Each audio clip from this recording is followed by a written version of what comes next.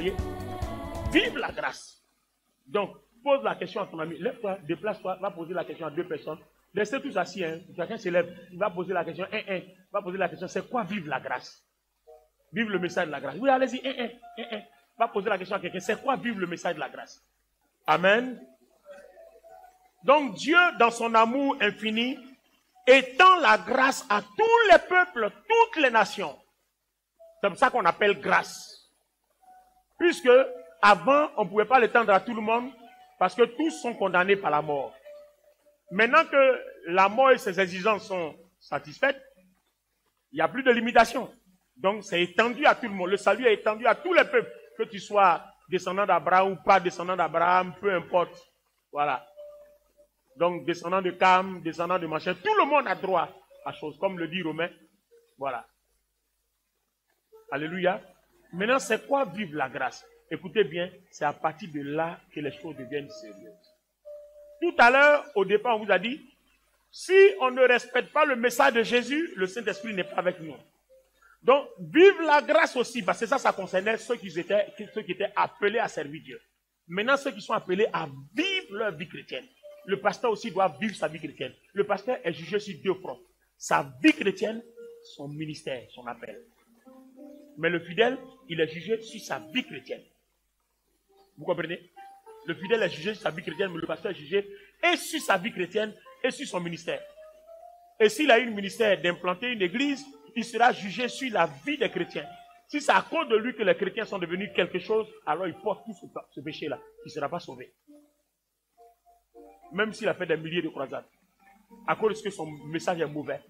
Donc vous voyez que maintenant, comment vivre la grâce? On va voir le véritable message qu'on doit enseigner. Alors pour vivre la grâce, le Seigneur nous dit dans Matthieu 6, cherchez pour moi. Si quelqu'un ne porte pas sa croix, la personne n'est pas mon disciple. Alors qu'il a dit au départ, allez, faites des nations des disciples. Mais il dit, celui qui ne renonce pas à lui-même n'est pas mon disciple.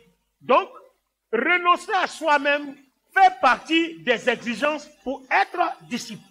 Donc, Matthieu 28, 19, allez, faites des nations mes disciples. Donc, nous, pour aller faire des disciples, on dit, monsieur, madame, Jésus dit, pour être son disciple, il faut renoncer à soi-même. Il faut porter sa croix. Si tu aimes ton papa plus que lui, tu aimes ta maman plus que lui, tu aimes ton enfant plus que lui, tu aimes ton mari ou ta femme plus que lui, tu aimes ton travail, ton argent plus que lui, tu aimes tes biens plus que lui, tu n'es pas son disciple. Donc, vous voyez, non, révérend Mel, tu vas aller partout, faire des nations des disciples, tu vois que le message devient précis. Pour devenir disciple, on doit aller dire aux gens, on m'a envoyé pour que tu sois un disciple, hein, mais on dit, il faut renoncer à toi. Mais on m'a dit de ne pas te forcer. On m'a dit de t'informer seulement que tu dois renoncer à toi pour être disciple. Si tu veux aller au ciel, il faut renoncer à toi. Il faut porter ta croix. Il ne faut pas aimer ton papa plus que Jésus. Il ne faut pas aimer ta maman plus que Jésus. Il ne faut pas aimer ton mari, ton travail, ton argent, tes avantages plus que Jésus. Si tu fais ça là, tu es son disciple, alors tu iras au ciel. Les amis, voilà le message. Donc le pasteur qui est appelé à diriger une église n'a pas autre message que faire des disciples et leur enseigner à observer ce que Jésus enseignait. Ce que Jésus enseignait, c'est quoi? Faire des disciples. Un disciple, c'est quoi? C'est un élève. C'est celui qui fait ce que son maître fait. C'est celui qui épouse, qui adopte la vie de son maître. Ça, c'est l'explication en latin. Disciple, élève, en latin. C'est-à-dire, voilà, on dit ton maître Jésus, c'est comme ça il a vécu. Hein. Non, on m'a dit de venir te dire que si tu vis comme ça, là, tu es sauvé. Tu ne vis pas comme ça, tu n'es pas sauvé. Donc, en fait, quand je prends ma Bible de Genèse à Apocalypse, ce que je dois prêcher à l'église tous les dimanches de chaque année, c'est amener les gens à devenir disciples. Alors, lis-nous Matthieu 6, on va bien expliquer. Prenez la référence. Écoutez bien. On est dans la dernière partie de l'école. On a composé en 3 parties. D'accord? Le grand thème, c'est la vie chrétienne, mais relié au thème de notre conférence, le Saint-Esprit, la clé de tous les accomplissements. Allons-y. De grandes foules faisaient route avec Jésus. Il se retourna et leur dit, oui. Si quelqu'un vient à moi, et s'il ne hait pas son père, sa mère, sa femme, ses enfants, ses frères et ses sœurs, et même sa propre vie, il ne peut pas être mon disciple. Et quiconque ne porte pas sa croix Quiconque ne porte pas sa croix et ne me suit pas, ne me suit pas, ne peut être mon disciple. C'est fini. Donc on revient à toi tout à l'heure. Reprends la partie. Je veux voir la Alors, partie. Oui. Jésus dit à ses Il disciples, dit à ses disciples, si quelqu'un veut venir après si moi, quelqu'un veut venir après moi, qu'il renonce à qu'il lui-même, renonce à lui-même, qu'il se charge de se charge de sa croix et qu'il me suive. qu'il me suive. Les amis, c'est pas clair. Maintenant, c'est nous maintenant les pasteurs là qui devons aller chercher dans la Bible c'est quoi renoncer à soi-même. C'est quoi porter sa croix. Est-ce que vous comprenez? Si quelqu'un ne hait pas son père, sa mère, en fait on a dit ne hait pas, mais on n'a pas dit de détester. C'est pas ce qu'on a dit. C'est-à-dire, il faut d'abord placer Dieu avant ton père. Placer Dieu avant ta mère. Placer Dieu avant ton mari. Placer Dieu avant ta femme. Placer Dieu avant ton enfant. Placer Dieu avant ton travail. Placer Dieu avant ton argent. Placer Dieu avant ta propre vie, avant ta propre personne. Donc, quand chaque fois que tu dois faire un choix, tu dis, comme Dieu dit ça là, je ne fais pas, tu es en train de placer Dieu avant.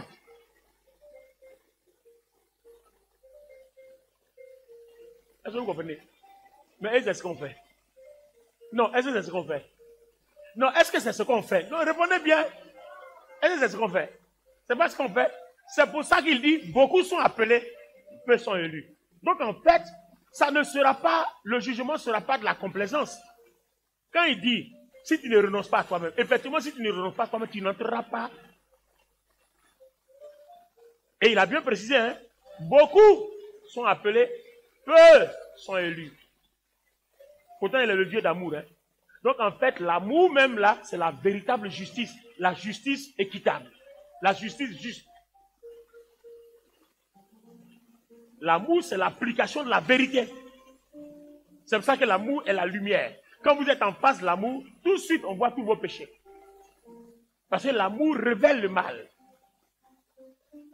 Attends, tu m'as giflé et tu n'as pas répondu. Tu es sûr que tu ne vas pas te poser des questions.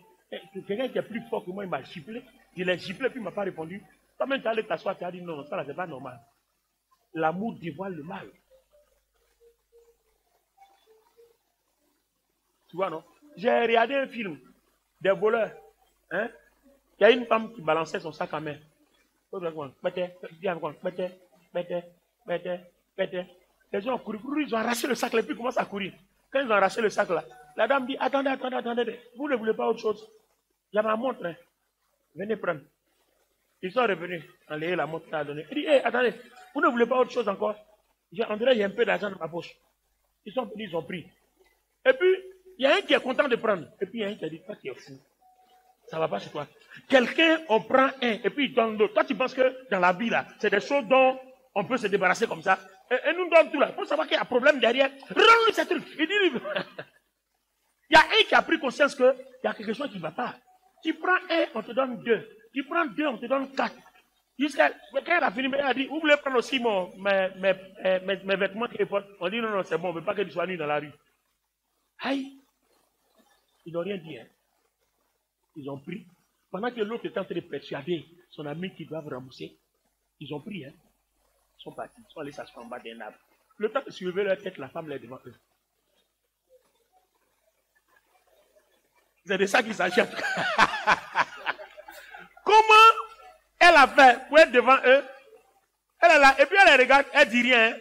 Ils se sont levés, ils ont couru, ils sont allés s'asseoir à un autre endroit. C'est-à-dire, ils ont profilé, ils ont pris, pour ne pas que la femme se retrouve, quoi. Dès qu'ils s'assoient, ils lèvent la tête, elle est devant eux.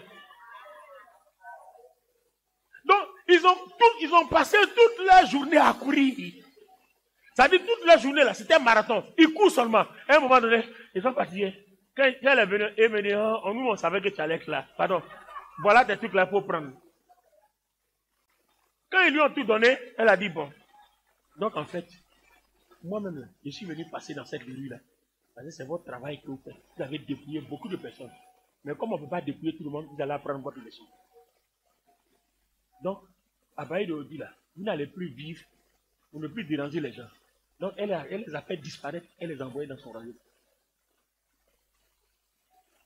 Vous voyez, en fait, le mal, toi tu fais du mal à quelqu'un, puis quelqu'un ne parle pas. Il faut comprendre qu'il y a une correction qui vient derrière. Si tu as fait du mal à quelqu'un, la personne ne t'a pas répondu, il faut commencer à pleurer. Je préfère même que quelqu'un t'ait tapé là, tu m'as tapé aussi, comme ça nous donnons les kits.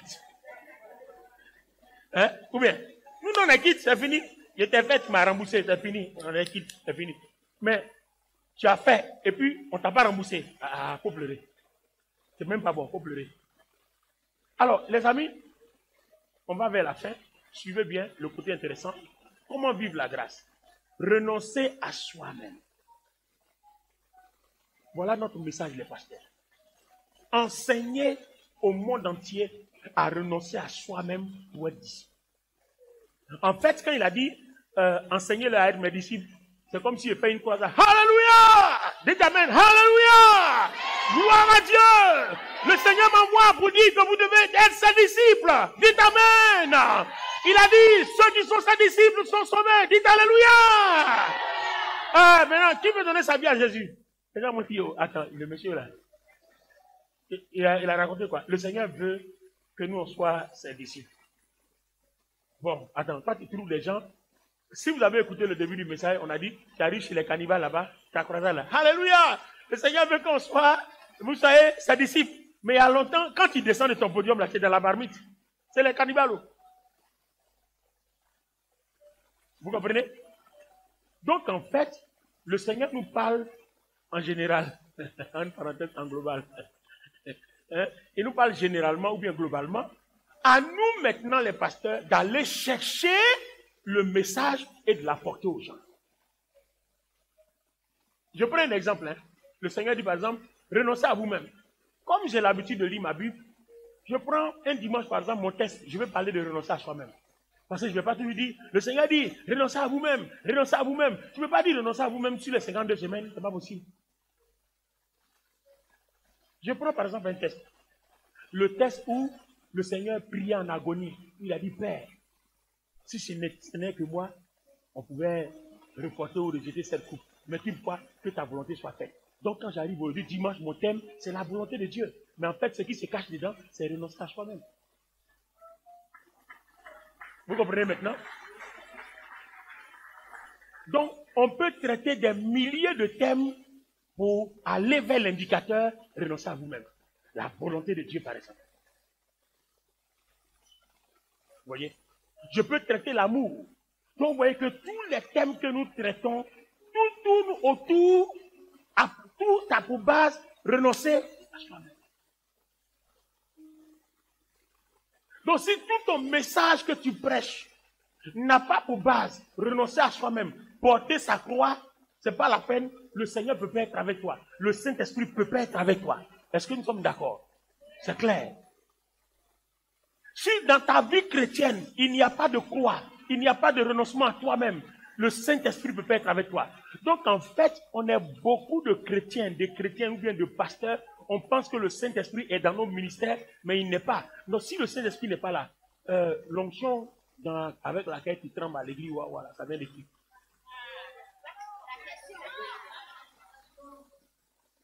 C'est l'onction émotionnelle. C'est le diable qui est l'instigateur de cette onction-là. C'est une tromperie qui nous fait croire que Dieu est là, alors qu'il n'est pas là. C'est pour ça que quand vous arrivez au niveau où nous on est arrivé, où on comprend la Bible, là, les agitations ne nous détruisent rien. Je veux une agitation vraie. J'ai compris le message. Quand je tombe sous l'onction, quand je me relève, ma vie a changé. C'est pour ça qu'avant de manifester l'onction, tu vois, il y a toujours un message. À un moment donné, si vous avez remarqué, j'avais pour amis beaucoup de prophètes. Mais je n'ai pas remarqué que je n'ai plus pour amis prophètes. Ils ont tous disparu. Parce qu'il y a toujours découvert comment ils font.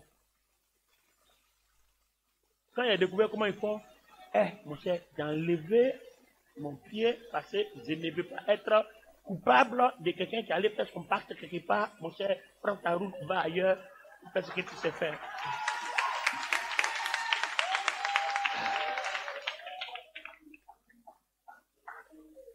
Ah, mon cher, faut dire à ton voisin, prends les pieds là. C'est pour ça qu'aujourd'hui, là, je suis assis. Il faut dire non. faut donner un numéro de téléphone, faut donner la couleur de mon slip, faut donner tout ça là. Je ne fais rien avec ça. Les serpents là, eux aussi donnent ça. Non, numéro de téléphone, couleur de slip, donne tout. Et puis après, quand tu as fini de me donner mon nom, mon numéro de téléphone, la couleur de mon slip, mon grand-père qui est décédé il y a 10 ans, qui m'a transformé, est-ce qu'il a porté ma croix? Est-ce qu'il a renoncé à moi-même? Est-ce que c'est là l'essentiel? Le problème n'est pas là. Donc c'est que tu n'as rien fait dans ma vie. Non?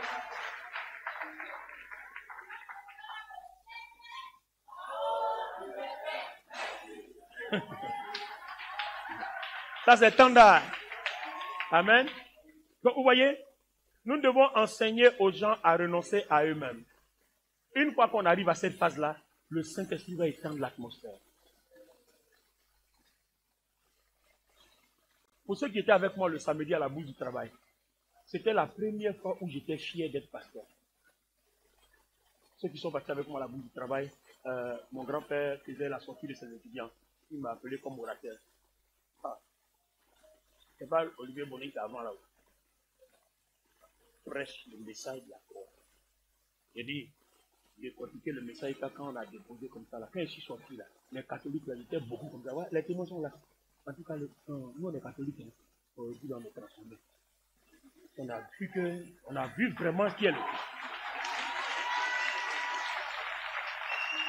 Regarde, honorable, je n'ai pas fait onction. Il y avait mon micro, je parlais, il m'avait comme ça, il parlait, il me baladait, il expliquait, il parlait, ouais, Léonie était là aussi. Il parlait, il me baladait, il expliquait, il finit, j'expliquais, tout doucement, j'expliquais tranquillement, ça rentrait fouet. Ouais. Quand c'est fini là, il y a quelqu'un qui a dit, mais on dirait même qu'on vient de sortir des 21 jours de jeûne. En fait, c'était quoi le problème? Quand tu prêches le message que le Saint-Esprit veut qu'on prêche aux gens, le Saint-Esprit lui-même s'en va rentrer dans les cœurs. Il travaille. Voilà, il travaille. Il rentre dans les cœurs, il travaille. Et il transforme les gens. Parce que quand les gens ne sont pas transformés, le Saint-Esprit ne peut pas habiter en eux.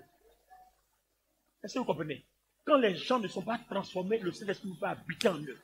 Or, si le Saint-Esprit n'habite pas un chrétien, il est la cible du diable. L'ennemi fait de lui ce qu'il veut. Vous voyez? Les portes sont ouvertes. Donc, notre objectif, créer une église, c'est créer un centre de transformation. Où on amène les gens à renoncer à eux-mêmes, à porter leur corps. Un centre de transformation. C'est quand il y a la transformation qu'il y a le réveil. Les miracles ne viennent pas après. Avant la transformation, pardon. Les miracles viennent après la transformation. Vous voyez? Donc, si vous avez une église que vous n'enseignez pas la transformation, vous allez fabriquer beaucoup de rebelles.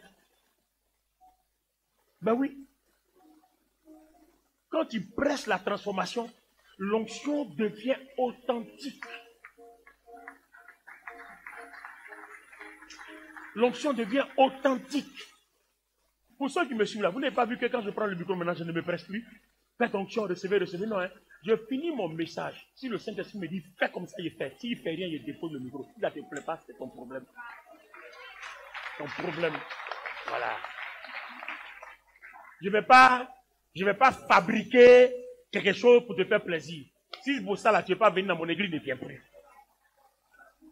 Je ne vais pas fabriquer quelque chose pour te faire plaisir. Mais quand je finis de prêcher le message et que je sens l'inspiration, je m'engage dans l'inspiration. Et quand je finis, le Saint-Esprit aura atteint. Parce que aura atteint ce qu'il veut faire. Il faut éviter d'impressionner. Parce que c'est comme ça qu'on devient comme Saül. Il faut éviter d'impressionner. Nous, on ne vient pas pour faire du spectacle, pour qu'on dise qu'on est meilleur prédicateur. On ne veut pas impressionner. On veut transformer comme le Seigneur veut. On veut transformer. On veut toucher comme le Seigneur veut. Regardez, pour ceux qui ont étudié, vu la fin de T.L. Osborne. T.L. Osborne, il prend la Bible, il ouvre. Car Dieu a tant aimé le monde qu'il a donné sa vie, afin que quiconque a donné son fils, afin que quiconque croit à lui ne périsse comme elle a vu. T.L. Osborne, regardez bien, et puis il commence à expliquer. Et pendant qu'il explique, les paralytiques se lèvent, ils marchent. Il ne vient même pas, c'est comme une ordination. Tu guéris! Tu guéris! Tu guéris! Tu guéris! Et puis finalement, tu vois mon chouchou, après il n'y a pas de guérison. En fait, on a attiré l'attention des gens qu'on est trop charismatique, quoi. Tu vois, non? On est puissant, quoi. Souvent même, tu vois, non?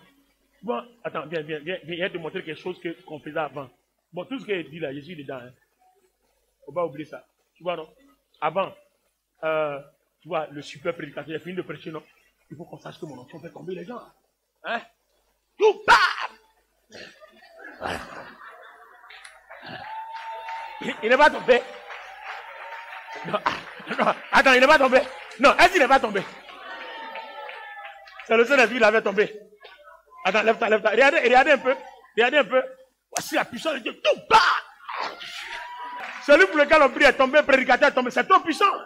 C'est puissant, là. Amen ou amen pas? On me dit, quand toi-même tu sors par là, mais le culte était chaud, je dis, c'était puissant. C'est pas ce que vous faites. Non, c'est pas ce que vous faites. C'est ce que vous faites. Mais si jamais le pasteur vient, il peut être doucement, il t'explique les choses. On dit là même, le fidèle n'était même pas chic même. Il n'était même pas chic même. Et puis, le fidèle a commencé à regarder l'église qui est à côté là-bas. Il y a beaucoup de bruit là-bas. Ouais. En fait, c'est pas ça là que le ciel regarde. On regarde ta transformation. Et selon ta transformation, donc ton degré de transformation sera ton niveau d'incarnation de la puissance de Dieu.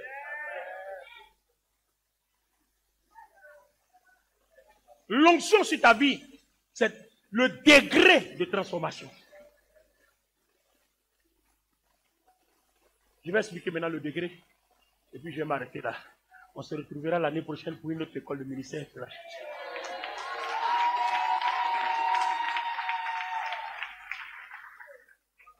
C'est pour ça que j'ai été le dernier à faire l'enseignement. Je ferme en fait. Commence à inscrire ton nom dès maintenant pour l'enseignement de l'année prochaine. Amen. Alors, les amis, le degré de conversion et de transformation. D'accord? Allons-y dans le psaume, le chapitre 24, versets 3 à 5. Je vais vous expliquer les différentes lois bibliques. Et puis je vais m'arrêter là. Psaume chapitre 24, Ouais. à partir du verset 3. Vous avez vu pourquoi ce genre d'enseignement-là, on ne peut pas le faire dans la séance du soir, non? Vous avez vu le temps que ça a pris? Voilà. C'est comme c'est en école de ministère. Sinon, en séance du soir, on prend une petite portion, on enseigne quelque chose, et puis, oh là, en école de ministère, vous avez vu, on a commencé du commencement jusqu'à la fin. Quand tu t'en vas là, tu as tout le message dans ton esprit. Et désormais, tu sais comment tu marches. Quand tu retournes dans ton église, tu sais comment tu fonctionnes. Tu sais comment le Saint-Esprit travaille. Tu sais ce que le Seigneur Jésus attend de toi. Et tu sais qui tu es en tant que chrétien. Alors du psaume 24, je vais commencer à expliquer les différentes lois et puis on va s'arrêter. À l'Éternel, la terre et ce qu'elle À l'Éternel, la terre et ce qu'elle renferme. le monde et ceux qui l'habitent. Le monde et ceux qui l'habitent. Car il a fondé sur les mers Et a permis sur les cieux. Qui pourra monter à la montagne de Qui l'Éternel? s'élèvera jusqu'à son lieu saint? Celui qui a les mains innocentes et le cœur pur. Celui qui a les mains innocentes et celui qui a le cœur pur. Ensuite, Celui qui ne livre pas son âme au mensonge. celui qui ne livre pas son âme au mal, comme dans la version parole vivante. Ensuite, Et qui ne jure pas pour tromper. qu'est-ce qui se passera? Il obtiendra la bénédiction de l'Éternel. Point. Le partage de la miséricorde du Dieu et de son salut. D'accord? C'est bon. La miséricorde du Dieu et son salut. Voici le partage de la génération de Jacob.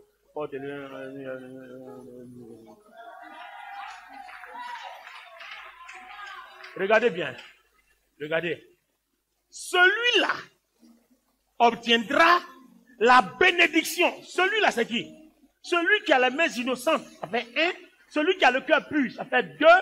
Celui qui ne lit pas son âme au mal, ça fait 3. Qui ne jure pas pour tromper, ça fait 4. Voilà les différents messages qu'on doit enseigner. Donc, si tu es un pasteur, il faut changer ton message. Si tu veux que le Saint-Esprit habite ton assemblée, accompagne ton assemblée, tu veux voir des guérisons, des miracles, des transformations, tu veux voir des délivrances, change ton message. Change ton message. On a prêché n'importe quoi. On a dit hôtel, hôtel. C'est vos parents qui ont construit hôtel, qui ont fait attends. Pour briser tous les hôtels, tu n'as pas un cœur pur, le diable va rentrer dans ta vie. D'accord? Avant de revenir sur un cœur pur, je vous explique le message de la grâce. Et puis je termine. J'ai besoin de 3 personnes. Regardez bien, hein. Le frère s'appelle quoi? Gorée. Regardez bien le frère Gorée, non? Le frère Gorée, on suppose que Ange est le corps du frère Gorée. Et puis, quoi c'est ton nom, c'est Caleb. Caleb, c'était David. Voilà. Caleb est l'esprit de Gorée. Donc, voici Gorée, il a sa volonté, son âme. Il a l'esprit que Dieu utilise pour lui parler. Et puis là, comment on appelle ça? Son corps. Regardez bien. Je vous ai expliqué au départ que dans le jardin d'Éden, Dieu a donné un esprit, juste pour quoi? Pour qu'il lui puisse parler à l'âme. Mais le corps, c'est le moyen pour pouvoir habiter sur la terre. Le jour où on va au ciel, il nous donne un corps céleste pour avoir un moyen d'habiter au ciel. Ok? Donc, notre même âme là sera dans un corps céleste. Et puis, ça va au ciel. Le même esprit que Dieu t'a donné là, c'est le corps seulement qui quitte. On te donne un corps céleste et puis tu t'en vas. Donc, tu te reconnaîtras comme la même personne. C'est seulement au-delà de ton clair là qui ne sera plus là quand la personne donnera un corps qui est un teint céleste. Voilà. Sinon, c'est le même visage, c'est la même personne, ça ne change pas.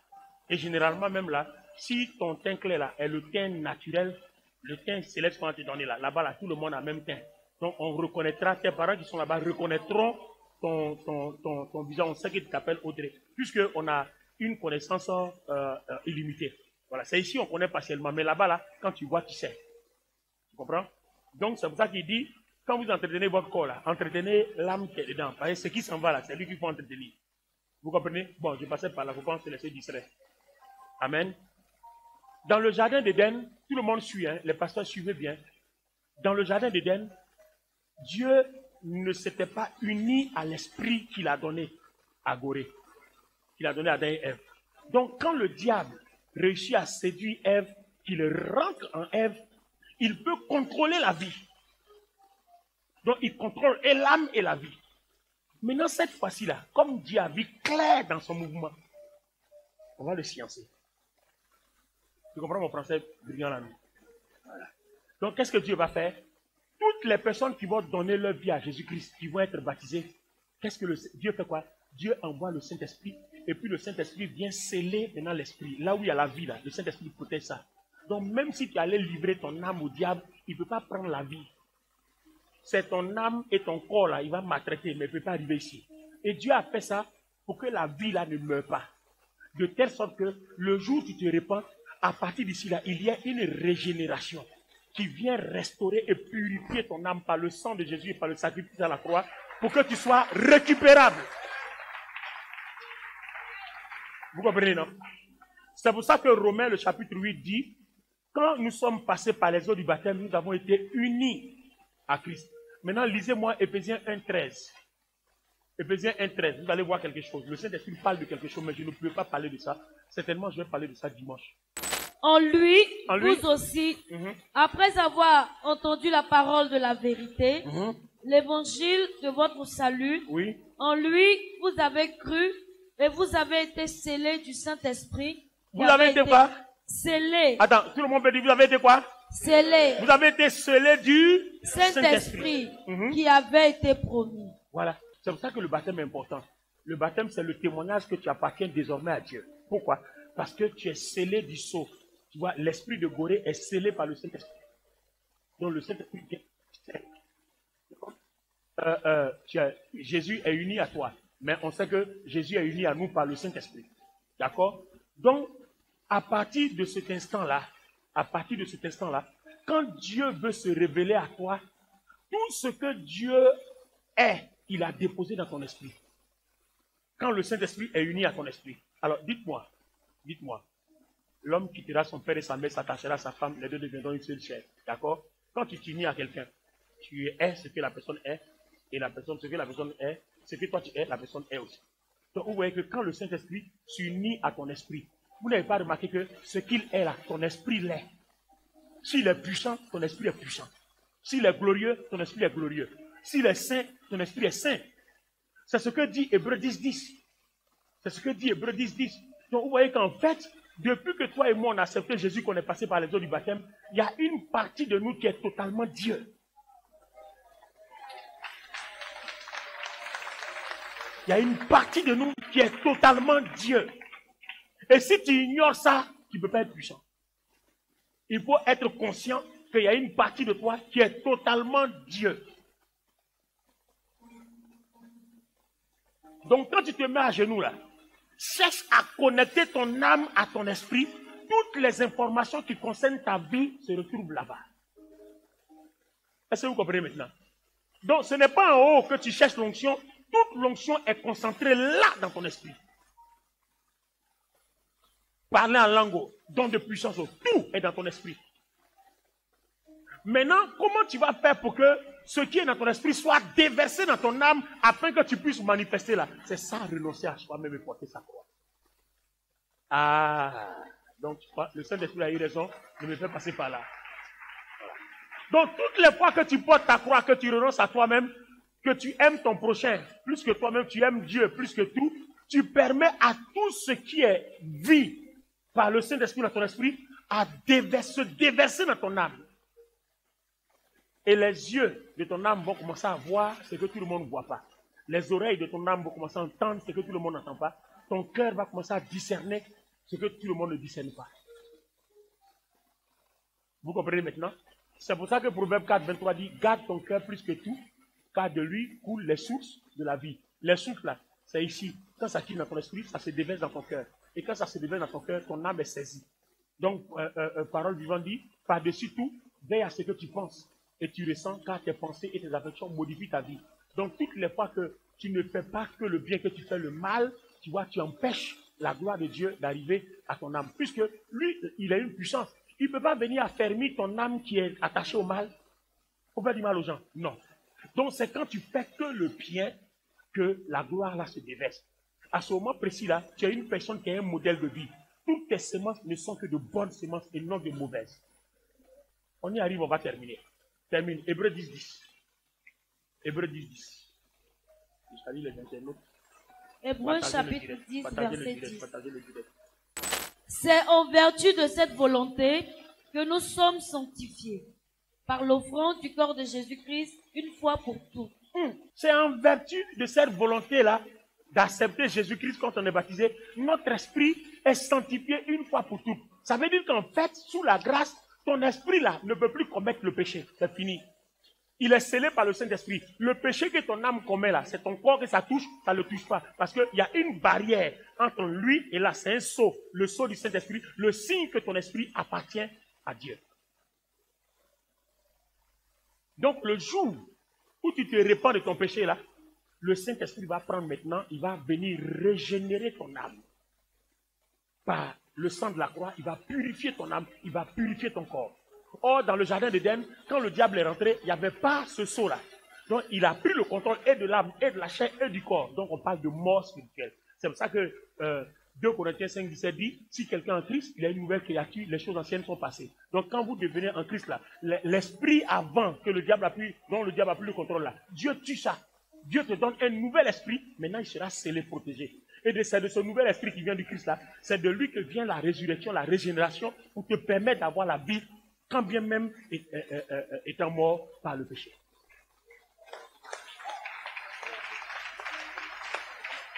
C'est clair maintenant? Vous avez compris? D'accord, maintenant on termine. Regardez bien maintenant, comment vivre notre vie, renoncer à soi-même et porter la croix. D'accord, asseyez-vous. Écoutez bien, tout passe par une seule loi. Ça s'appelle la loi de la sémence, la loi de la moisson et puis les saisons.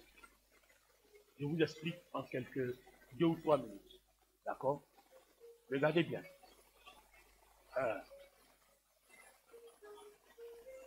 Tu as fini d'écrire? Je vais me saisir.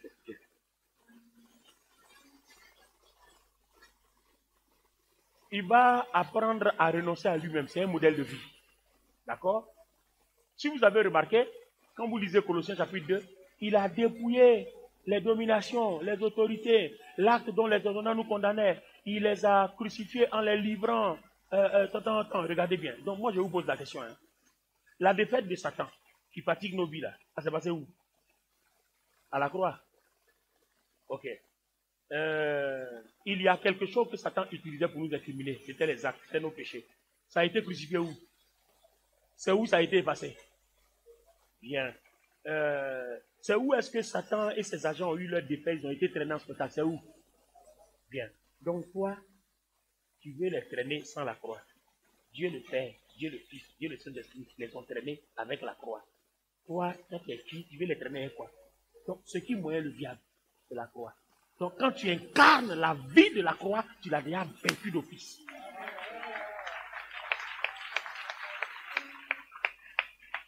Vous comprenez? Mon Jésus, tu comprends pourquoi tu me disais, ah papa, comment les gens défendent les trucs? En fait, c'est ça. Je ne veux plus être vaincu. Donc, c'est un choix que j'ai fait. C'est un choix.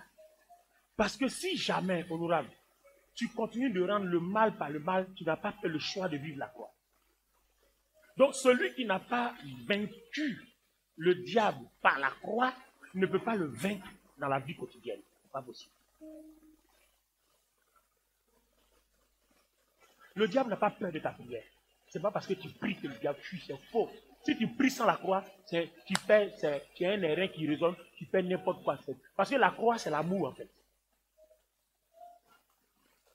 Est-ce que vous comprenez? Donc, avant d'aller jeûner, avant d'aller prier, avant de faire quoi que ce soit, il faut être sûr que la croix est bel bien présente dans ton cœur. C'est-à-dire que tu as renoncé à toi-même, tu portes ta croix, tu aimes Dieu plus que tout. En fait, c'est ça la croix. Il faut être sûr que ce dispositif-là est ton modèle de vie. Donc, ce modèle de vie-là s'appelle transporter la croix. Ce n'est pas le crucifix qu'on porte au cou, mais tu le transportes. Ça devient le sceau qui devient une lumière qui brille. Quand le diable te voit, il sait que lui, là, il appartient à Dieu.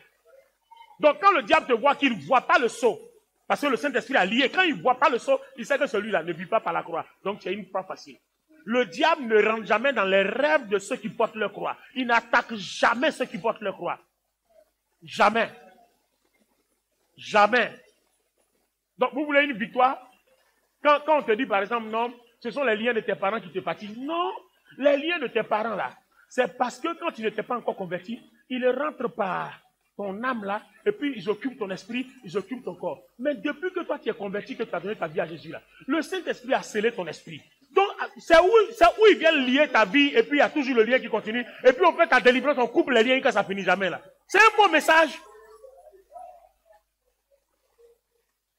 Une fois que tu sors des eaux du baptême, là, le Seigneur lui-même, là, il coupe tous les liens et puis il vient sceller ton esprit.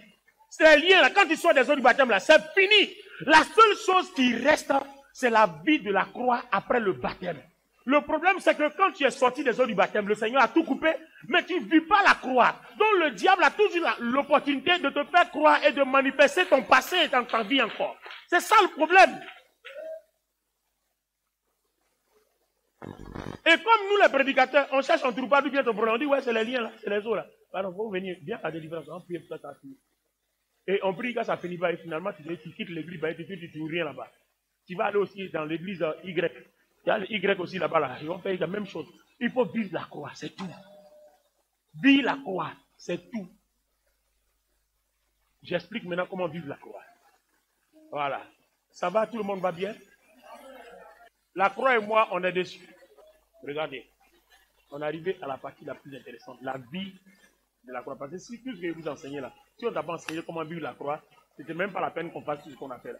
Parce que c'est comme si on t'a jeté, bon, c'est comme si on t'a fait quelque chose. Regardez bien, ça passe par deux lois.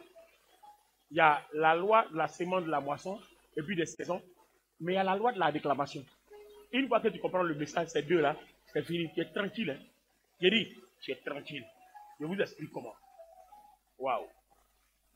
Les amis, la moisson est une loi, comment je peux dire ça? On va y sortir un cours français. Non, il y a une dans nos parcelles de rue là. Quand tu as sémé, hein, ce que tu vas récolter là, c'est le bien passant. Ça là, tout le monde comprend bien. Là. Voilà. Là, c'est bon, non? On a compris. L'intellectuel a compris. Voilà. Tout le monde a compris. Bien. Ça veut dire que si je sème un grain de maïs, le Seigneur ne va pas permettre que je récolte le seul grain de maïs. Si je n'ai rien récolté, au moins 100 ou plus femmes dessus.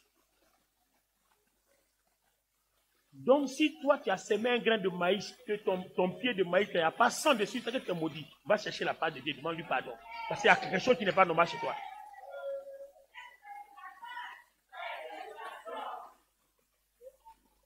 Ah, c'est Tanda. Acclamons le Seigneur pour Tanda. Alors, les internautes, ça vous dit que nous sommes en conférence internationale qui réunit toutes nos églises. Et là, on est en école de ministère pour la dernière session matinale. Parce qu'après, on aura fini avec la matinée. D'accord? Donc, vous allez voir dans Luc, le chapitre 8, le Seigneur parle de la sémence. Un semeur sème des grains. Et vous allez voir, regardez bien, hein, les grains là tombent dans différentes sortes de terre. Ça n'a pas produit. Et puis, il y a un sol où le grain tombe, le semeur moissonne au centuple. Donc, le grain là, où c'est tombé là, c'est une terre fertile. Donc, en fait, il faut que notre cœur soit fertile au Saint-Esprit, soit utilisable, soit domiciliable. C'est bon français, non? Voilà. Vous voyez, non? Donc, habitable. Voilà. Il faut que ce soit dans des conditions pour être capable d'héberger le Saint-Esprit. D'accord? Et tout passe par quoi? La loi de la sémence. Parce que la sémence que Dieu envoie là, il faut que ça tombe dans un cœur fertile. C'est la même chose pour la loi de la moisson. Maintenant, Galates chapitre 6, le verset 7 à 8. Donne-nous la base là. On va utiliser ça pour créer un raccourci pour finir rapidement. Et puis je termine par les réclamations. Parce que c'est avec les réclamations là que toi et moi on va prier. Quand tu vas sortir d'ici là, tu ne seras plus effrayé par quoi que ce soit. Galates 6, 7, 8. Ne vous y trompez pas. Ne vous y trompez pas. On ne se moque pas de Dieu. Ce qu'un homme aura semé, il le moissonnera aussi. Celui qui sème pour sa chair, moissonne de la chair la corruption. Mais celui qui sème pour l'esprit, moissonnera de l'esprit la vie éternelle. Continue. Ne nous lassons pas de faire le bien. Oui. Car nous moissonnerons au temps convenable si nous ne nous relâchons pas. Oui. Ainsi donc, pendant que nous en avons l'occasion, pratiquons le bien envers tous et surtout envers les frères en la foi. Le verset est clair. On a parlé de s'aimer des grains. Mais là, on dit celui qui sème le vent moissonne la tempête. Tu sèmes l'esprit, tu moissonnes la gloire de Dieu. Tu sèmes la chair, c'est-à-dire le péché, impurité, autre là, tu moissonnes la corruption. C'est-à-dire tu moissonnes les œuvres du diable qui te conduisent dans la mort et tout ça. En fait, on se rend compte qu'en fait, la moisson, ça ne concerne pas seulement les grains qu'on va semer au champ. La moisson concerne toutes nos actions, nos actes, nos pensées. Tous nos actes, c'est moisson. C'est-à-dire c'est sémence. Donc, si par exemple, j'ai tapé Gorée, j'ai sémé. Si j'ai dit à Gorée, ne tenez pas compte du verbe, hein, c'est un exemple. Imbécile, j'ai sémé. Si j'ai médité que je vais lui faire du mal, j'ai planté quelque chose, j'ai sémé. Donc, toutes nos pensées, toutes nos actions, tout ce que nous faisons s'appelle sémence. Maintenant, quand on sait que ce que tu sèmes, tu moissonnes au centuple. Si tu as sémé le mal ou tu as pensé mal, tu vas moissonner au centuple. Donc, tu comprends qu'en fait, notre vie là, ce que nous appelons bénédiction là, c'est le résultat de nos sémences. Dieu ne va rien faire. Hein? Dieu ne va rien faire. Si ta sémence est bonne, c'est quand la saison arrive, le résultat de ta sémence là, c'est ce qui fait l'objet de ta bénédiction. J'explique. On va catégoriser les sémences. D'accord? Je prends maïs, je prends le riz, je prends le manguier, je prends l'EVA, je prends manioc, je prends tomate, je prends arachide. Arachide là, ça fait combien de temps que ça donne? 3 mois. Et maïs, 3 mois. Riz, 6 mois. Mangue, 5 ans. EVA, 7 ans. Et tomate, 3 mois. Et aubergine. Très bien. Alors, suivez, hein. Quand vous sémez, votre moisson là, ça vient en fonction de la catégorie de sémence. Si par exemple, la catégorie de ce que j'ai sémé dans la vie de Soro, d'accord, c'est du maïs, mais je vais récolter dans 3 mois. Donc si je t'ai tapé, si la manière de te taper là, c'est dans la catégorie de riz, c'est que dans 6 mois, Dieu va me répondre. Or, toi, tu voudrais que Dieu me réponde tout de suite. Alors que ce que j'ai fait là correspond à une saison. Donc, je vais moissonner 100 fois quand la saison arrivera. Alors que toi, tu veux que Dieu réponde chap-chap. Donc, la raison pour laquelle Dieu ne répond pas chap-chap, c'est que chaque sémence est moissonnée dans une saison. Donc, quand quelqu'un te fait du mal là, tôt ou tard, le temps de la saison là, si c'est 6 mois ou si c'est 1 an ou si c'est 7 ans, ça va arriver. Il fait nuit, non? Mais il va faire jour. Tu comprends? Voilà. Vous comprenez? Donc, même si la nuit est longue, il va forcément faire jour. Attends, quand tu as planté ta tomate, même si on dit c'est mélangé, mais forcément, les 3 mois là vont arriver, la tomate là va sortir. Est-ce que vous comprenez? Donc, pourquoi je vais répondre à celui qui me tape? Voilà là où le diable nous fait la guerre. Parce que souvent, ça te fait mal, tu es humilié, tu es passé, et puis tu es là. Souvent même, tu es là, tu parles seul. Non, moi, j'essaie de ne pas y parler. Parce que quand tu n'as jamais vécu ça là, tu ne peux pas savoir. Mais quand tu as vécu ça, puis tu es là, souvent tu es là, tu te surprends en train de parler seul. Et puis tu dis, hey, ça rend fou, hein. Et c'est sur le terrain là qu'on voit qui porte sa croix. Donc, ne pas répondre, c'est porter sa croix. Il faut laisser la personne moissonner ce qu'elle a semé. Si toi on te tape, que tu as tapé, vous deux vous avez semé. Donc quand il va moissonner son mal en sa saison, tu vas aussi moissonner. Et il se pourrait que tu moissonnes plus que lui. Parce que peut-être lui t'a tapé petit, toi dans ta vengeance, tu as tapé fort. Donc tu comprends, tu vas moissonner beaucoup plus que lui. Alors que dans le fond, si on gère l'histoire là, tu as raison. Donc pourquoi faire le mal? C'est pour ça que Galate dit, faites que le bien et n'arrêtez pas le faire de bien. S'aimer que le bien. Ça va te faire mal. À toi, il ne faut pas répondre. Si tu ne réponds pas, tu as porté ta croix. C'est comme ça que le Saint-Esprit, il se déverse davantage dans ton cœur. Il te donne l'onction, il te donne le pouvoir, il te donne la force. Parce que tous ceux qui incarnent la croix ont vaincu le diable. Maintenant, regardez bien, vaincre le diable, c'est vaincre le mal. Vaincre le mal, là. Si toi, tu arrives à une phase où tu ne fais plus le mal, c'est que tu as vaincu le diable. Mais si on te fait du mal, que tu fais le mal, c'est que tu n'as pas encore vaincu le diable, puisque le mal est encore en toi. Tu es capable de faire le mal. Donc, tu n'as pas encore vaincu le diable. Tout dépend de ce que tu sèmes. Si tu sèmes le silence, la Bible dit Dieu répondra en ta faveur. Maintenant, si tu ne peux pas garder le silence que tu veux sèmer aussi, sème le bien. Quelqu'un te dit imbécile, tu dis merci. Pourtant, ça te fait mal, hein? Mais tu dis merci. Mais tu ne dis pas merci hypocritement, quoi. Tu dis merci parce que pour toi, tu prends plaisir à ce modèle de vie. Tu ne dis pas merci parce que tu l'attends quelque part. Parce que c'est ça aussi. C'est pas ça. Ça, c'est par contre, ça ne s'inscrit pas dans le message. Tu ne lui dis pas merci parce que tu l'attends quelque part. Tu lui dis merci parce que tu sais que même si tu le rencontres quelque part, tu ne vas rien faire. Regardez, quels sont les problèmes qu'on rencontre dans l'église? Non, Pasteur Touré, viens. Arrête-toi là. Hein. Bon, c'est un dimanche, non? Voilà, Pasteur Touré, je suis en train de passer. Il arrive comme ça. Là. Il le dépasse. Donc, Pasteur Touré, toi aussi, viens, il faut passer. C'est pas ce qu'on fait dans l'église. C'est ce qu'on fait dans l'église, non? Mais ça s'appelle quoi? J'ai sèmé le mal, lui aussi il a sèmé le mal. C'est une église enfoirée. Tout le monde sème le mal. Tout le monde sème le mal. On va réussir quoi le Seigneur? Rien. Donc toi, comme tu portes ta croix, d'accord? Regardez bien, lui il porte sa croix. Il porte sa croix. Regardez la démonstration, hein? Il vient. Je le dépasse. Maintenant, il faut me suivre. Il faut me suivre et demander. Ah, frère, temps. Bonjour, ça va? Tu vas bien? Dieu te bénisse. Mais tu m'as dépassé. Tu vas bien chez toi, ça va? Oh, en tout cas, je t'aime dans l'amour du Seigneur. Que Dieu te bénisse. D'accord, tout à l'heure. Tu vois pas que tu as cassé. Tu l'as cassé. Tu l'as cassé même. Tu l'as cassé. Tu l'as cassé même. Et ce que tu viens de faire là, cette sémence-là, Dieu va te récompenser. À partir de cet instant-là, Dieu ne va plus permettre que quelqu'un te dépasse sans te saluer. Puisque tu as semé, tu vas moissonner. Mais si toi aussi tu passes, tu as semé pour que 100 personnes te dépassent sans te saluer. Parce que c'est multiplié par 100. En tout cas, avant de mourir, là, il y a au moins 100 personnes qui vont te dépasser sans te saluer. Vous voyez, ça s'appelle moissonner ce qu'on a semé. Est-ce que vous comprenez? Donc, quand ton frère te dépasse, salue-le. On dit si ton frère t'a fait quelque chose, va vers lui, parlez entre vous. Ça ne te diminue pas. Au contraire, ça te fait grandir dans l'esprit. Est-ce que vous comprenez? Donc, multipliez vos semences pour que vos moissons ne s'arrêtent pas. Celui qui multiplie ses semences n'a jamais faim.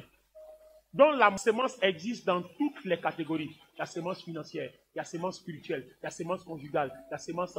il y a tout. La semence existe dans tout parce que c'est toutes nos actions, tous nos faits, tous nos gestes, tout est semence. Je prends un exemple. Hein. Donnez-moi le panier. Asseyez-vous. Donnez-moi le panier.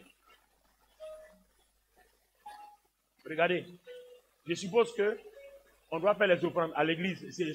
Généralement, c'est sur ça que les chrétiens à minuit là. On demande trop d'argent.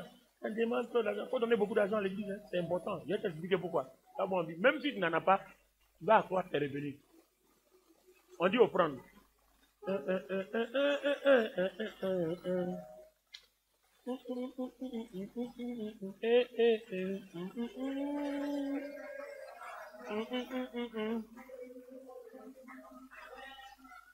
Il s'en va.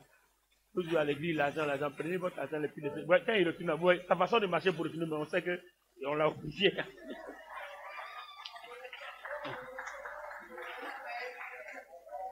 Mais quand quelqu'un a compris la loi de la sémence, quand il vient comme ça, plus haut, Jésus est plus haut, Jésus, et puis il retourne à sa place. C'est-à-dire, il retourne comme ça, Jésus est plus haut, mais il ne retourne pas, Jésus est plus bas. Il vient, Jésus est plus haut, il retourne, Jésus est plus haut. Vous voyez? C'est-à-dire, la même joie avec laquelle il est venu s'aimer là, il retourne la même joie à sa place. Mais quand tu vois quelqu'un, il vient quoi? Plus haut, Jésus est plus haut, Jésus est plus haut. Élevé. Jésus est élevé. Jésus est élevé. Voyez non. En fait, pourquoi ta joie ne doit pas t'arriver? Pourquoi? Parce que ce que tu viens de déposer là, il y a une saison où tu as moissonné au centuple. Et si tu l'as fait avec un cœur pur, Dieu va permettre que soit 100 personnes te le rendent au centuple, ou différentes personnes te le donnent, et quand tu vas rassembler là, tu rassembles le centuple. Par exemple, tu es venu avec tes 1000 francs. Et c'est tes 1000 francs qui restent à manger, hein, mais tu as semé 100 000. C'est ce que tu ne connais pas. Dieu va permettre qu'avant ta mort, 100 personnes te donnent 100 000, ou alors une seule personne, ou bien 2 ou 3 personnes te donnent 100 000. Donc, quand tu es venu donner tes 1000 francs là, tu as créé la porte pour que Dieu permette que 100 personnes ou différentes catégories de personnes, ou bien même une seule personne te donne 100 000. Dieu est le seul Dieu qui n'exploite pas ses enfants. Nous, quand les gens travaillent chez nous, là, les bonnes, les servants, les autres, ils disent, vas-y, on est mauvais. Dieu ne fait pas ça. Hein. Dieu est le seul qui n'exploite pas. Quand tu sèmes, il y a le centuple qui t'attend. C'est une saison. Alors, imaginez-vous que tu as semé que le maïs. Quand il y a 3 mois, tu as fini de mettre tes maïs là. Si tu n'as pas semé, ça ne vient plus. Hein. Parce que quand tu as donné tes 1000 francs là, toutes les bénédictions que tu reçois là, c'est dans tes 100 000 que Dieu te doit. En fait, c'est la loi de la semence, la moisson. D'accord? Quand tu as fini de recevoir les 100 000 là, souvent même on ne compte pas. Si tu ne sèmes plus, tu ne reçois plus. Donc en fait, la bénédiction dépend de tes semences. C'est pour ça qu'il dit ça, c'est une des lois les plus importantes. Voilà. Et c'est pour ça que souvent, il faut être courageux pour élever tes niveaux de semences. Que ce soit dans ton caractère, que ce soit matériellement, financièrement, il faut élever le niveau. C'est important. Il ne faut pas dire, je n'ai rien. La veuve de Sarepta, quand Élie est arrivé là-bas, un fond d'huile, un fond de farine. Non, mon fils et moi, on va aller et on va mourir. Élie dit, donnez-moi d'abord à manger. Ils ont semé. Quand ils ont semé, ça n'a pas tardé. Pourquoi? C'est la multiplication. La farine a été multipliée au centuple, l'huile a été multipliée au centuple. Vous voyez? C'est exactement. S'ils avaient refusé de s'aimer, ça n'aurait pas été soumis dans la multiplication. Et c'est la partie vraie de l'évangile que le diable occulte. C'est-à-dire, il cache ça pour ne même pas qu'on se rende compte que notre vie termine misérable. Est-ce que vous comprenez? Alors, faut pas, quand tu as fait offrande, il faut faire aussi ta dîme. Il faut diversifier. Il faut faire aussi ton action de grâce. Souvent, faire des donations volontaires. Pourquoi? Parce que j'ai planté le maïs, j'ai planté le riz, j'ai planté les VA, j'ai planté des mangues. Quand je mange le maïs dans 3 mois, pendant que dans 3 mois, il finit de manger le maïs, j'enchaîne sur mon riz, je commence à manger parce qu'il y a une moisson. Quand je finis, il y a les tomates, il y a les mangues, il y a les goyaves, il y a les papayes, il y a tout ça. Donc vous voyez, plus vous diversifiez vos semences, plus vos saisons ne s'arrêtent pas. Vous moissonnez seulement, ça ne s'arrête pas. Donc Dieu dit quoi? J'ordonnerai à la bénédiction d'être ton partage. Si tu sais s'aimer, si tu ne sèmes que le bien, Dieu va ordonner à la bénédiction au centuple d'être ton partage au moment de la moisson. Est-ce que vous comprenez? Donc, s'aimer que le bien. Peu importe à l'église, au dehors, au travail, le mal qu'on va vous faire, répondez que par le bien. Si vous savez faire ça, c'est comme si vous avez renoncé à vous-même, vous avez accepté de charger votre croix. Parce que la croix se résume dans la loi de la sémence, de la moisson et des saisons. Maintenant, le retour de la sémence, c'est les réclamations. Là où on a raison, là où on devient puissant. D'accord? Voilà, je donne l'exemple de réclamation et puis on a terminé. Amen. Regardez la réclamation. Suivez bien, hein? Le faux message qu'on prêchait sur les hôtels, la téléphonerie, les écoutez bien aujourd'hui. Vous allez repartir dans vos églises avec ça dans votre tête. D'accord? Ange n'était pas chrétien, donc tu vas quitter derrière la chair, tu n'étais pas chrétienne. Ok? Tout le monde comprend, non? Donc quand Ange n'était pas chrétienne, sa maman ou bien son papa a allé consulter et puis on a mis Ange au monde. Ou bien sa maman et son papa sont allés consulter et puis elle a eu du travail, puis etc. Maintenant, quand vous avez laissé le diable, il a semé en vous là. Après, lui doit moissonner. Il a apporté une semence, non? Et puis tu as eu du travail. Ou bien tu as eu un mari. Ou bien tu as eu des enfants. Mais après, il faut bien qu'il moissonne au centuple. Donc, quand la moisson arrive là, il faut bien que tu payes. Et quand tu ne payes pas, tu vas perdre le travail. On va dire non, c'est l'église où tu es là. À cause de là-bas, on a perdu le travail. Ce n'est pas l'église. Tu as laissé le diable s'aimer. Donc, il réclame ce qu'il a semé. Donc, le diable va réclamer à ton papa ou à ta maman ou à toi-même tout ce que tu as semé. D'accord? Et comme vous ne pouvez pas rembourser, puisque c'est au centuple, et on ne sait pas combien de semences ils ont semé en vous. Plus ils sèment beaucoup, plus ils doivent moissonner beaucoup. Et le prix devient tellement exorbitant que vous ne pouvez plus payer. Donc, ils vont bloquer sa vie. Et il aura maladie, problème partout. Elle passe partout ses problèmes. Elle passe ici, c'est fermé. Les pasteurs vont imposer les mains jusqu'à... Sauf le pasteur qui connaît le message des réclamations. Donc ça, c'est quand elle n'était pas chrétienne. Et quand tu n'es pas chrétienne que tu as cette réclamation-là, quand tu viens, le premier message, c'est de t'exhorter à donner ta vie à Jésus. Parce que quand elle donne sa vie à Jésus, là, le Seigneur va venir sceller son esprit. D'accord? Donc, quand le Seigneur, elle donne sa vie à Jésus, elle est devant la chair. D'accord? Alors, comment vous appelez? Hein? Poulaï. D'accord, regardez bien. Donc, toi, elle est devenue chrétienne. Tu veux toujours réclamer, non? Malgré qu'elle est devenue chrétienne, là, tu veux toujours réclamer. Donc, il faut venir réclamer. Quand tu réclames maintenant, Jésus se met au milieu. Il dit non. Et regarde à la croix, tu as pris 39 coups de fouet. Vos 351 exigences que vous utilisez là, il y a déjà tout payé. Ange m'a accepté. Donc, je suis désormais son proche parent. Il y a déjà tout payé pour elle. Donc, tu vas où? Il n'y a plus rien à réclamer. Donc, arrière. Et puis Jésus, voilà. Et puis Jésus est là. Vous voyez, non? Donc, de vous à moi, dites-moi, comment il se fait que toi tu es devenu chrétien et puis il y a toujours une réclamation avant que tu sois converti là sur ta vie? Comment? Expliquez-moi comment. Expliquez-moi comment. Cette réclamation n'existe plus, c'est n'importe quoi. Sauf si elle est devenue chrétienne et puis elle ne vit pas la croix. À ce moment précis, tu fais le mal, ils ont toujours quelque chose à moissonner en toi. Mais si tu vis la croix, il n'y a pas de réclamation. Au contraire, c'est toi qui vas réclamer. Regardez maintenant comment nous on va réclamer. Avant, elle n'était pas chrétienne, non? Viens t'asseoir ici. Viens t'asseoir ici, Poulaï. Avant, elle n'était pas chrétienne, non? Donc, fais comme ça, tu réclamais. Voilà, tu réclamais, tu prenais tout. Bon, maintenant, elle est devenue chrétienne.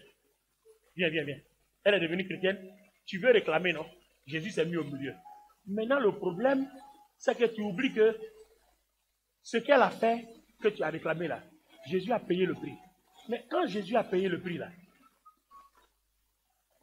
tu lui dois quelque chose. Tu avais déjà pris des choses.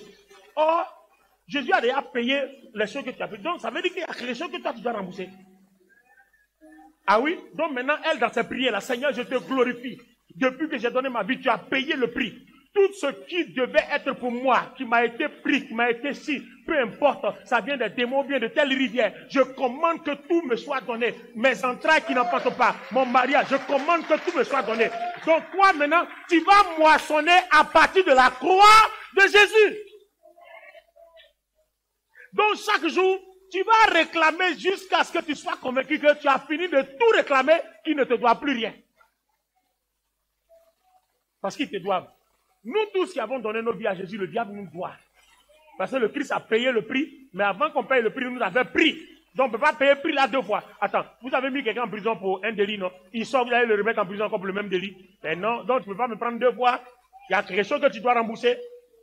Donc, ça fait l'objet d'une prière de délivrance. Réclamer tout ce qu'on nous doit. Et au fur et à mesure que vous priez comme ça, vous allez voir, il y a certains aspects de votre vie qui se repositionnent seuls. Parce que c'est votre droit. Deuxième modèle de réclamation, c'est que toi, tu ne fais que du bien. Tu ne fais jamais le mal. Jean 14, 30, le Seigneur Jésus dit, le prince de ce monde arrive, il n'a rien à moi. Donc comme tu ne fais que du bien et tu ne fais jamais le mal, ça veut dire que le bien que tu sèmes dans la vie des gens là, il y a sa moisson. Ou bien si tu fais beaucoup de bien, il y a les moissons. Tu visites les veuves, les orphelins, tu vas en prison, tu fais du bien. À l'église, tu aides les gens qui n'ont pas de travail. Tous ceux qui sont malades, tu aides à payer leurs médicaments et tout. Tu vas voir que ceux qui sont malades là, plus tu payes leurs médicaments, toi tu ne tombes pas malade. Parce qu'en fait, tu sèmes la guérison dans ta vie. Tu vas moissonner la guérison. Pendant que tu aimes les gens être guéris, tu moissonnes la guérison. Donc si souvent tu tombes rarement malade, là, pas penser que ton corps a des anticorps sont solides. Hein. Non, hein. Tu oublies que tu sèmes des choses, ou bien peut-être que tu ne connais pas le message. Mais ce que tu sèmes là, c'est ce qui fait que ce qui arrive aux autres, ça ne t'arrive pas parce que tu as sémé pour ça, donc tu vas moissonner. Est-ce que vous comprenez? Donc, ça va faire l'objet de prière. Toutes les fois que tu pries, tu glorifies Dieu pour tes saisons de moisson. Seigneur, j'ai aidé telle personne à payer son médicament. J'ai aidé telle personne à enfanter. Quelqu'un devait mourir, je suis arrivé, il est transporté avec tous les risques de ma voiture pour l'envoyer à l'hôpital. Seigneur, je te glorifie. Tu vas voir que le jour où ça t'arrive là, on ne sait pas, une voiture va sortir de nulle part, ou bien 100 personnes vont venir te prendre pour t'envoyer pour quelqu'un. En fait, tu moissonnes que ce que tu sèmes. Est-ce que vous comprenez? Donc, vous réclamez aussi vos moissons. Tout le bien. Parce que l'objectif du diable, c'est que quand tu as sémé que la moisson arrive, il va te pousser à faire le mal pour annuler la moisson. Est-ce que vous comprenez? Tu as fait un bien. Le temps de la moisson arrivé pour récolter, non. Lui vient te faire du mal pour étouffer la moisson. Donc quand c'est comme ça là, il faut agir vite pour ne pas que aucune des saisons de moisson vous échappe. Troisième chose, le sang de Jésus parle plus que celui d'Abel. Chaque jour, la Bible dit quoi? Le Seigneur fait l'aspersion. Donc chaque jour, Dieu lui-même là réclame nos vies au diable. Le Seigneur Jésus a dit quoi? Pierre, Satan vous cherche pour vous cribler, mais j'ai prié pour vous. Donc le Seigneur Jésus lui aussi, il fait un travail exceptionnel. C'est pour ça que ça doit faire le sujet de nos adorations et nos louanges. Toutes les fois qu'on adore Dieu, Seigneur, merci de ce que tu réclames ma vie entre les mains des sorciers, des démons. Tu réclames ma vie, aucun accident, rien ne peut m'arriver. Parce que quand Caïn a tué Abel, c'est le sang qui a parlé. Maintenant, moi aussi, ton sang parle à ma place. Et la Bible dit que ton sang parle mieux que celui de Caïn. Je te glorifie. Tu vois qu'à l'église, quand on dit adorer là, voilà, tu as un sujet d'adoration. Pour glorifier Dieu de ce que le sang de Jésus réclame déjà tous les projets cachés des adversaires que tu ne sais pas, que le Seigneur sait. Donc fais parler le sang de Jésus dans ton adoration, dans ta louange, dans ta chambre. Tu peux glorifier Dieu de cette façon-là, de la nuit au matin. Parce que si tu dis que tu ne sais pas prier, voilà une occasion de prière. Voilà au moins 3 réclamations qui font des objets de prière. Et si tu vis ça, tu vas améliorer ta vie jusqu'à ce qu'à un moment donné, ça devienne ton quotidien. Quand tu fais du mal, ça ne te dit rien parce que tu es habitué à moissonner. Et comme tu ne réponds pas, le Seigneur va t'encourager à moissonner pour que tu comprennes que c'est intéressant pour toi de moissonner que de s'aimer et puis moissonner aussi le mal. Ouais. Donc sème le bien, sème le bien, sème le bien et sème le bien. Dieu vous bénisse. Alléluia. Tiens-toi debout, on va faire 3 sortes de prières. D'accord? On va faire 3 sortes de prières. Alors, on va apprendre ce que c'est que l'adoration, d'accord? Cette adoration-là va consister en quoi? Alléluia. Qu'est-ce que le Seigneur Jésus a payé comme prix à la croix? Ça aussi, c'est une réclamation. Il dit, l'acte dont les autres nous condamnaient, il les a crucifiés. C'est une réclamation. Tous les plans démoniaques que le diable programme contre toi. Parce qu'il faut qu'il te fasse faire du mal pour venir réclamer quelque chose. Donc, c'est ça là que tu dois réclamer. C'est-à-dire, ces plans-là, tu dois les tuer avant même que ça arrive. Donc, tu vois que tu as un objet de réclamation. Par exemple, groupe musical, on est à l'école, on va apprendre à adorer Dieu.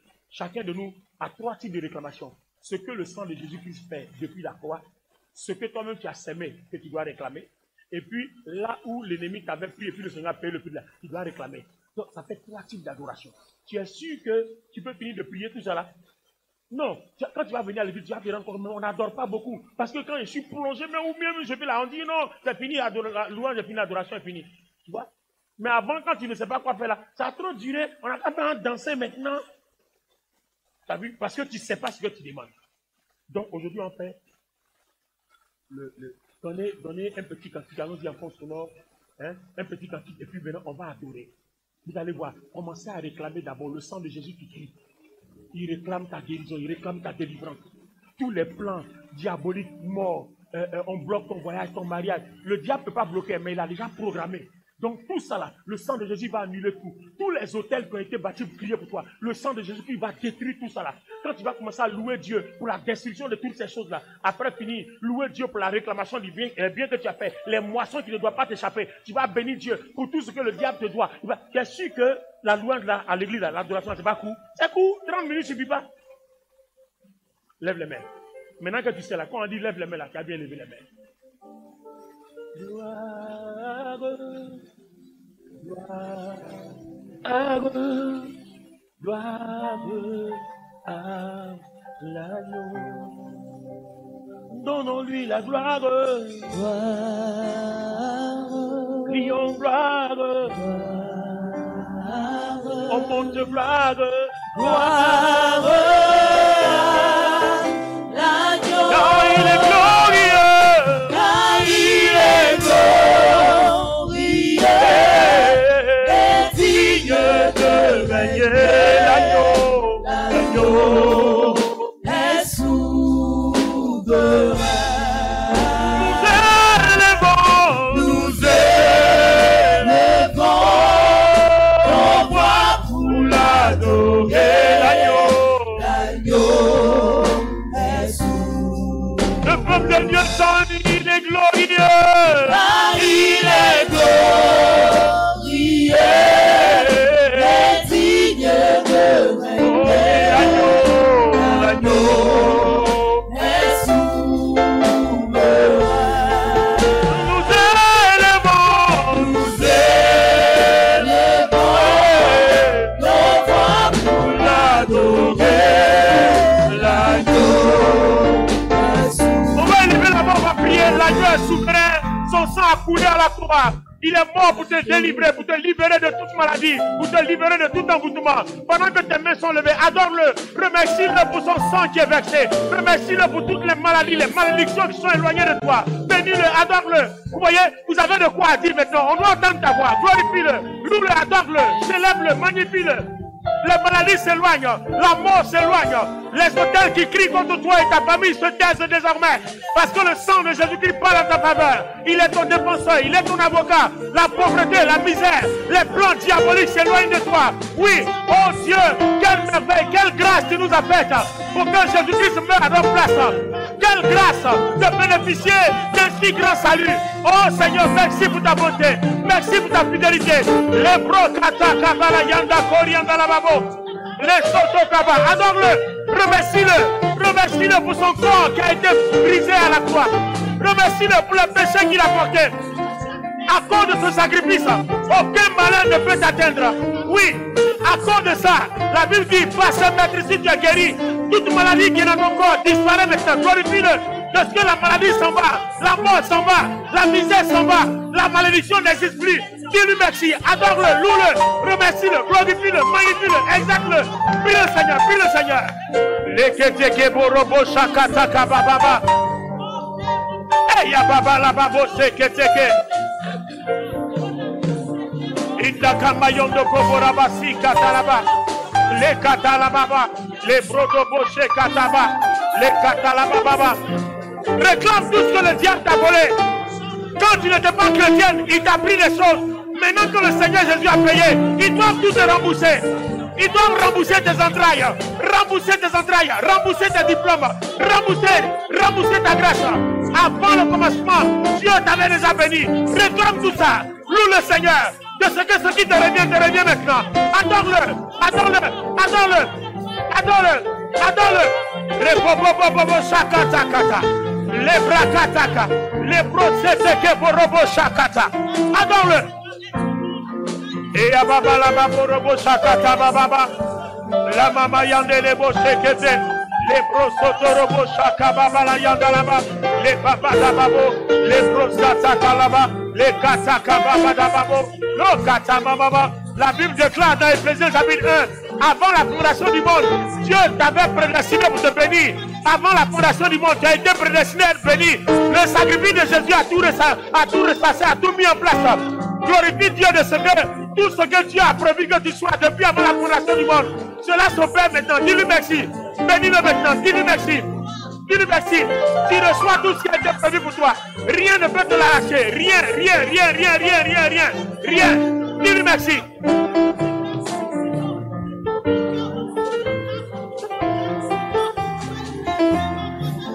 Souviens-toi de tout le bien que tu as fait.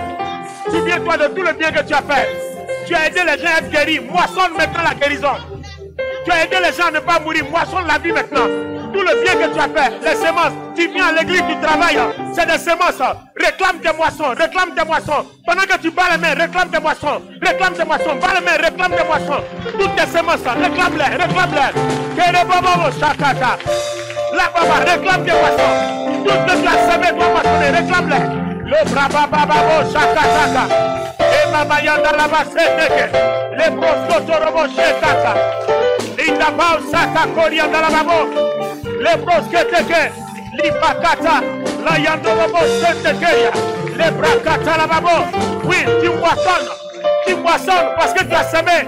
Tu moissonnes parce que tu as semé. Tu moissonnes parce que tu as semé.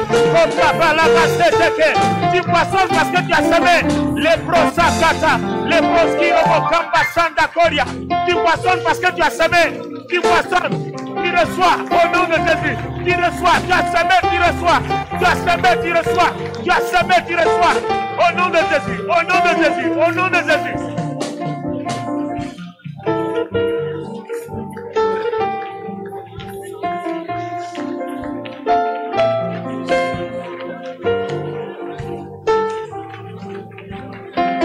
Amen.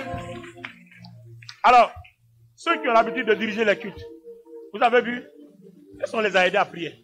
Non, on leur a montré ce qu'ils doivent réclamer. La prière vient seule, ça devient volontaire. Vous avez vu que souvent, ceux qui dirigent les cultes, là, vous peinez, parce que vous dites, priez, priez, les gens ne savent pas ce qu'ils vont demander. Or là, aujourd'hui, tu as 3 modèles de réclamation que tu peux montrer aux gens. Ils peuvent louer Dieu pour ça, ils peuvent adorer Dieu pour ça, ils peuvent demander, ils peuvent réclamer. Quand on dit par exemple, recevez, attends, tu as semé quoi, tu as recevoir.